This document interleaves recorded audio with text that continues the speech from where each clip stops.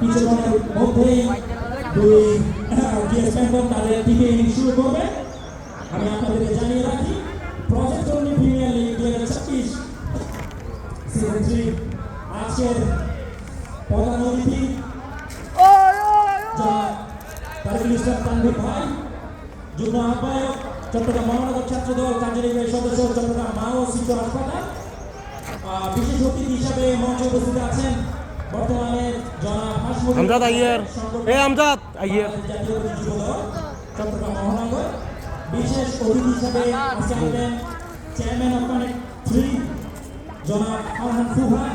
বিশেষ অতিথি হিসাবে বর্তমানে মঞ্চে উপস্থিত আছেন জনাব মোহাম্মদ ইমরান ভাই, সিনিয়র যুগ্ম আহ্বায়ক।